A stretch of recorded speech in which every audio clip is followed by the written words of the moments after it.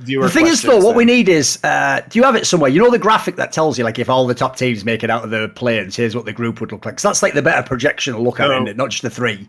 Yeah, it would be. I have it written down. Because am I the only one who doesn't get this? You know, like, look, here's the problem. There's two angles to it. The old group draw, when they had the original 3 seeds from each major region, was ruined by the fact that you had to be in the different region, the different group from your region. So it meant the group draw wasn't a group draw. Like, they were like, and the group is, who's going to be with EDG? It's RNG. But of course, RNG moves over to Group C. And so actually it made the group draw boring. It was just like as soon as the first few was set, there wasn't actually a group draw. It could only be these two. So everyone now's praising it, Monty, like, oh, it's a lot more exciting.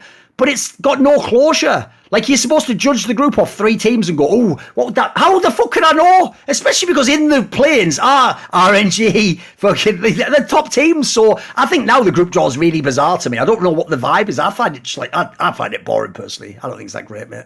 There's only certain, like, so many scenarios that can happen, right? And if here's the thing, like, it's like, I wouldn't say that EG is a lock to get out. I would say it's like 50-50 whether they or Mad Lions get out, depending on form at Worlds. Especially given EG's like ADC problems, it's certainly not as one-sided as I think it would be. And the way the play-ins worked is that the most likely scenario is EG and Fnatic playing each other, or EG and Mad Lions playing each other for that last slot. So if that's the case, but if EG gets out, they would be in Group B. So it would go like this. Fnatic would have to be in Group A. So that would make the group C9, T1, EDG, and Fnatic, which would be hilarious. Group B would be, EG would go into that group. It would be JDG, G2, Damwon, Kia, and EG. Also, I think no chance EG gets out of that group. Group C would be DRX, so it'd be Rogue, Top, Gamania, Bears, and DRX. Now, Rogue might actually be able to get out of that group. Because in your world, they can win a game off Rogue and a game off DRX, right? Well, DRX is not great, so Rogue and Top might be able to get out of that group, I think. And then Group D would be RNG going in with Gen.G, the Flying Oysters, crazy name, and 100 Thieves. The only problem I have, though, is I'll just say it as simply as I can. Let me think how you frame this.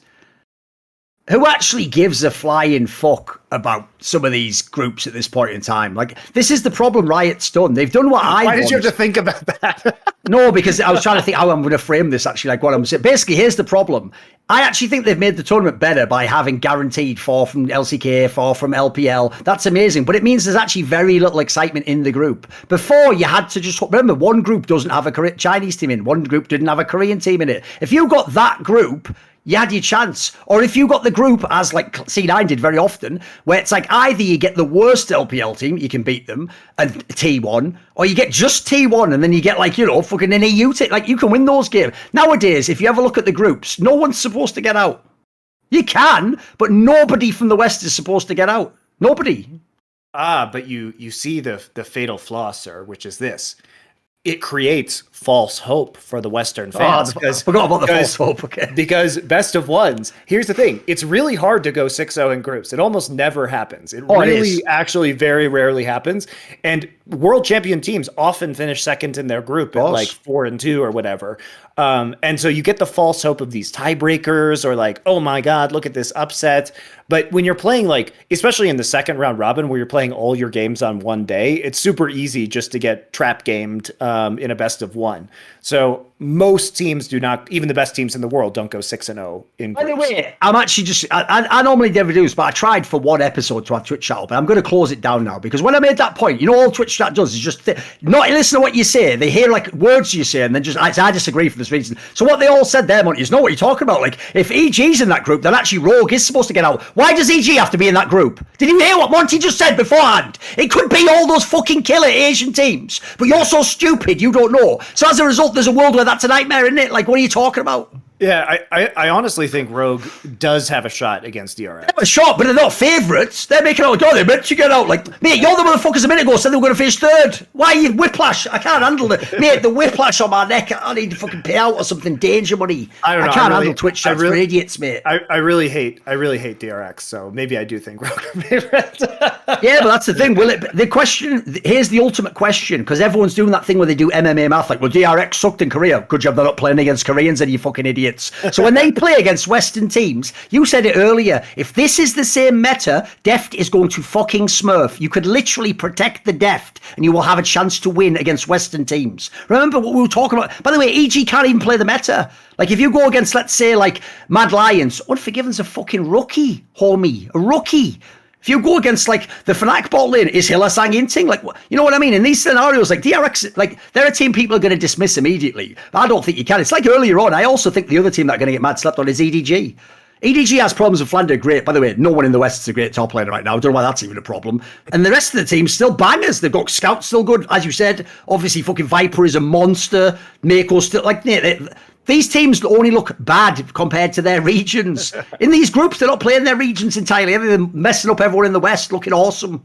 Yeah, you also have to have very specific game plans in order to exploit top teams' weaknesses. Like, yes, there are teams that have stylistic weaknesses that are good teams, but especially in LPL, the competition's so fierce that they have to come in with very specific game plans in order to exploit these weaknesses. If you just, if you don't punish RNG during the laning phase, guess what's going to happen to you? If you are here's the thing, RNG actually is going to match up really well against a lot of these Western teams, because if you're not proactive, they will shit on you in the late game, right? You have to get those edges early against them. And then, we've seen it, but it's like top esports. Yeah, they can get these huge leads, but sometimes they're just going to like throw multiple times to JDG with these advantages. But you have to be able to find those moments where they're mispositioned on the map and take advantage of them, which is not the easiest thing to do, right? You have to know what to look for and to really pull the trigger. And that's what JDG is super good at, is like, they just pull the trigger, right? If they see something, it can be a screen away, but they're going after that ass. You know what I mean? So a lot of, which is actually why Rogue is also going to be cool. They did that in the finals. Yeah. Dude, play like that and you can have a chance. Yeah. And T1, for example, yes, they are weak in terms of their bot lane right now, but also you have to deal with Faker, who is super good at making plays on the map, and you have to play a very strong vision game against T1, because they'll just hide. They're just gonna they're like guerrilla warfare right now. They know they're outmatched, they know they're losing, and yet they're going to control vision, and they're going to hide in the one brush you don't think they're in, and then they're going to just fuck you up. Or they're going to control vision and just like sneak in on that Baron, and all of a sudden Baron's going to be gone before you can react to it. Like, they're a very sneaky team. And yes, they have their flaws, but you also have to account for their strengths, and they are really good at exercising their strengths. Oh, right, I see. They're a very sneaky team because the ADC is overrated as fuck. There you go. That's just an old school bit of gumbo for you. Don't worry about that, boys. I never let the old fucking fires stop burning. Don't worry about that. I am really hyped to see Gumayushi versus Berserker in that group, though. That's gonna be super fun. For sure. Not least because I actually do get that vibe, by the way, that if Berserker does really well, the problem is it's going to be hard to keep in an NA, just because it's like, mate, if the big dogs come calling, that's the sort of player that if he really shows it at Worlds. If T1's like, yeah. Hey, Berserker, I got the bucks. Yeah. What does Jack care? Jack will sell him to T1. Oh, and also remember, you do all... Here, Berserker, right? Someone get this VOD to him. What you do is this, Berserker. Don't go in there and be like, Jack, you're a businessman. Like, understand, like, it's a big opportunity. No. What you do is you go in and you go, Uncle Jack, can I talk to you? I know you're busy. He's like, oh, come on in. Yes, I've got great performance. And, I hope everything's good for you here at Cloud9. Are the systems suiting you well? Are you enjoying them? Are you? Oh, great. Excellent. Yeah. We got rid of the guy with the... Yep. That's all okay. Cool. Summit's gone. He can't hurt you anymore. The bad memories with Renekton are gone. Okay. I'm sure everything's fine. So did you enjoy this year? And he goes, yeah, I did. That's not what I wanted to talk to you about, though. He goes, oh, okay. Well, it sounds very serious. And he goes, oh, Uncle Jack... since we're a family in Cloud9, I know you'd never want to deny one of your sons his dream. And the thing is, I did get that championship and that quarterfinals at Worlds. So all it is this song. Listen, I promise I'll come back in 2024, but I just need to go and play on T1 for 1 year, please. Remember, family. Mental health. No, sorry, look, that's not the time for that. That's not the time. Dude, how can you deny them? By the way, if I was players, I would be using that family angle so hard against these orgs. When they cut you, bench you, I'd use it like a motherfucker. Because that's, by the way, all they're doing is politics. It's all optics. So use it back at, well, I wouldn't say this is personally because I think it's immoral. But if you have no morality, spoiler that to everyone in the LCS, just do it. Just fuck these teams up. Like, if I was like Jensen, I'd be like, yeah, it's brilliant being in Steve's family. He just cuts you from his family. Like, what the fuck? To get his mate's son into the team because he always wanted him as his son. Like, what the fuck? What a fucked up family this guy's got. Holy shit, mate. If that was your family, mate, they'd be on the fucking stripper pole. You did something wrong. What are you doing? Yeah, I wouldn't be surprised if, after this year, T1 comes knocking for Berserker, especially, if that performance in the head. Or an LPL team. You could see them building an LPL team around this guy and doing them like they do Viper and Mystic and all those guys. Just let this guy frag out, mate. Yeah, he certainly has had really a very good season in LCS, and I think he actually probably can hold up in some of the higher tiers. Dude, he looked like a beast even when C9 was shit this split. He was just carrying the whole time, wasn't he? Yeah, and besides, he's playing with a role swap support, so he must be real good. By the way, all I'm going to say is this, guys. I'm just going to throw it out there because here's the problem, okay? You're all going to go, well, in Europe, you had Yellowstar. Yellowstar wasn't a great ADC. It was a good ADC. Here's why I know NA sucks. Because in NA, right, if you just role swap to support, you just become a god if you've got mechanics. So if you're Afromu, if you're fucking, what's his name? If you're obviously, I forgot, Sven, Core JJ. It's Hui. Even Hui looks weird. Dude, Hui's better on support than mid. It's like, the support this is why Sven should have always swapped. It's the most fucking piss poor role in the whole region. That's why the joke is, like, Core JJ was just smurfing every season. He was like, there's no one to fucking even contest me. This is mental, innit? I know. To be fair to Core JJ, he did swap and then win Worlds as support, so he was a better support player than he was. He actually role swapped this split to being a massive fucking liability from the MVP. Whatever, it's a bit hackneyed, but whatever. Just keep going. It's whatever.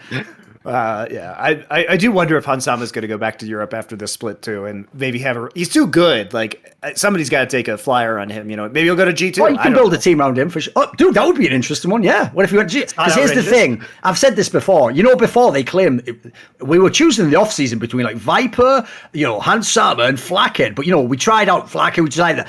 I've heard it's more like, once Hansama was like not interested, and then Rogue was like, we're only selling to NA. Then they were like, you know what? I'm not feeling the Hansama angle. It's Viper or Flackhead, and I'm going with Flackhead. Like, the story starts to collapse a little bit. That's all I'm saying, It's just, but then again, they did choose right.